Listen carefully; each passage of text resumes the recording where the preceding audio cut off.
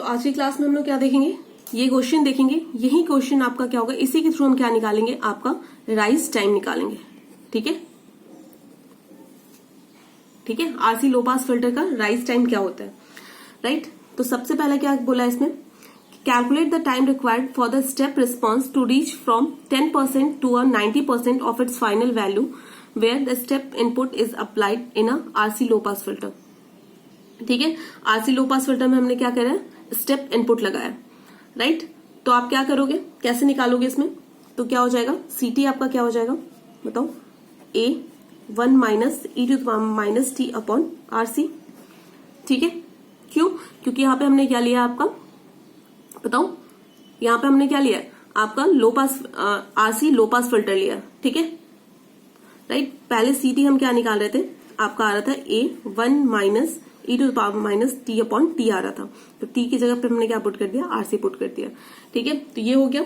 तो इसकी finite value क्या आएगी, सॉरी इनफाइनाइट वैल्यू क्या आएगी, स्टडी स्टेट पे वैल्यू क्या आएगी, ए आएगी।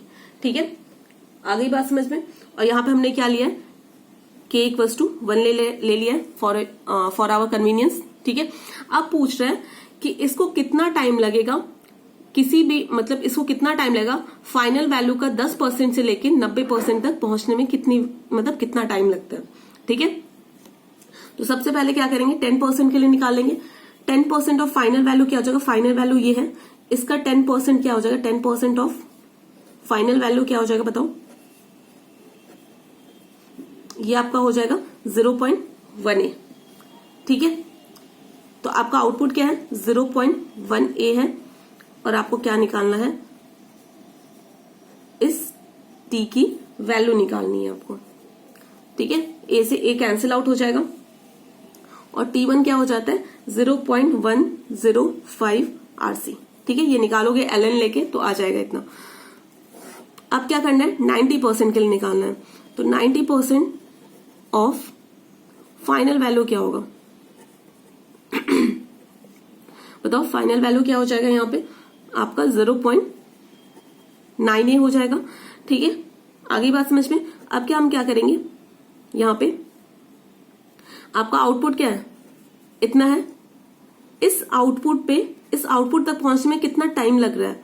ठीक है, तो वही हमको टाइम निकालना है, तो ये क्या हो जाएगा, राइट। तो यहां से जब आप a से a कैंसिल आउट हो जाएगा, यहां से जब आप t2 की वैल्यू निकालोगे तो वो क्या आ जाएगा, 2.3 आ जाएगा, सॉरी 2.3 RC आ जाएगा। ठीक है, आ गई बात समझ में आता है, राइट। अब देखना, अब क्या होगा, अब जब हम t2 माइनस t1 करेंगे तो क्या आ जाएगा, 2.2 RC आ जाएगा अप्रॉक्स। ठीक है, तो this is called our rise time. ठीक है, इसी को हम क्या कहते हैं, राइज टाइम कहते हैं, राइट। राइज टाइम का डेफिनेशन क्या होता है, it is a time taken by a step response of a first order close loop system to reach 10% to 90% of its final value. ठीक है, 10% से 90% तक पहुंचने में कितना टाइम लगता है, उसी को हम क्या कहते हैं, राइज टाइम कहते हैं, राइट। अब देख लेते हैं, डायग्राम में देख लेते हैं इसे।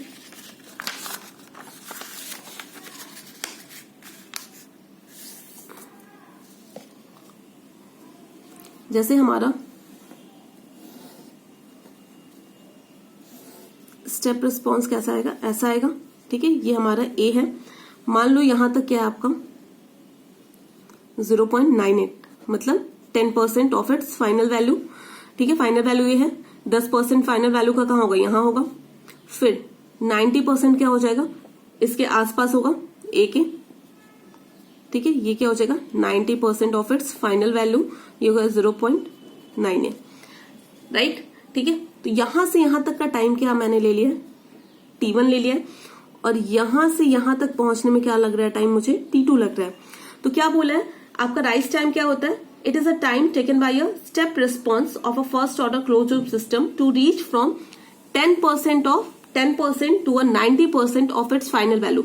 मतलब यहां तक जब आ जाएगा, ठीक है, उसके बाद उसे 90% तक जब 10% तक पहुंच जाए, उससे पहले हमें मतलब नहीं है, ये मान लो ये 10% तक पहुंच गया, उसके बाद 90% तक जाने में कितना टाइम लगता है, तो यही वाला तो टाइम रिक्वायर्ड होगा आपको, राइट। ये वाली टाइम रिक्वायर्ड होगी, तो ये आपका क्या आ जाएगा, T2 माइनस T1। ठीक है, तो इसे ही हम क्या कहते हैं, राइज टाइम कहते हैं। तो क्या हो गया आपका, it is a time, rise time की डेफिनेशन लिखते हैं क्योंकि आपके एग्जाम से पूछता है। राइज टाइम का डेफिनेशन क्या हो जाएगा, डिक्टेट कर देती हूं मैं, आप लिख देना। ठीक है, लिख लो। राइज टाइम क्या हो जाएगा, it is a time taken by a step response of a first order close loop system to reach from 10% to 90% of its final value. ठीक है, समझ गए यहां तक, राइट। अब देखो, जो आपका राइज टाइम होता है उसे हम कैसे डिनोट करते हैं, टीआर से।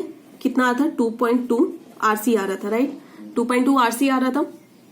ठीक है, उसके बाद देखो आरसी आपका, हमने 3 dB बैंडविड्थ क्या पढ़ा था, 3 dB आपका बैंडविड्थ क्या आ रहा था बताओ, 3 dB बैंडविड्थ क्या आ रहा था आपका, 1/RC आ रहा था। ठीक है, तो आप यहां से क्या लिख सकते हो, TR equals to 2.2 upon 3 dB bandwidth in radian per second. ठीक है, इसे क्या लिखा, नीचे लेंगे तो 1/RC को क्या लिख सकते हैं, 3 dB bandwidth in radian per second. ठीक है, हर्ट्स में लिखना हो तो क्या कर लोगे, TR इक्वल्स टू 2.2 2 पाई क्या हो जाएगा, 3 dB बैंडविड्थ। ठीक है, ये क्या हो जाएगा आपका इन हर्ट्स। तो ये फॉर्मूले होते हैं आपके राइज टाइम के। ठीक है, समझ गए आप। तो देखो अब क्या करोगे, आप जब इसे सॉल्व करोगे ना, 2.2 को 2 पाई से डिवाइड करोगे तो कितनी वैल्यू आ जाएगी, 0.35 3 dB बैंडविड्थ इन हर्ट्स। ठीक है, आगे बात समझ में। तो ये आपका क्या होता है, और ये जो आपके फॉर्मूलेज है ना, ये दोनों जो फॉर्मूलेज हैं ये वाले, ये किसके लिए सिर्फ एप्लीकेबल है, first order close loop system के लिए। ठीक है, तो आपसे कोई पूछता है कि आपको मान लो डिराइव करने को आता है कि आपको rise time first order system का डिराइव करना है, तो आप इस तरीके से कर सकते हो। ठीक है, तो नेक्स्ट वीडियो लेक्चर में इस पे क्या देखेंगे, इस पे बेस्ड जो क्वेश्चंस होंगे वो हम देखेंगे। ठीक है।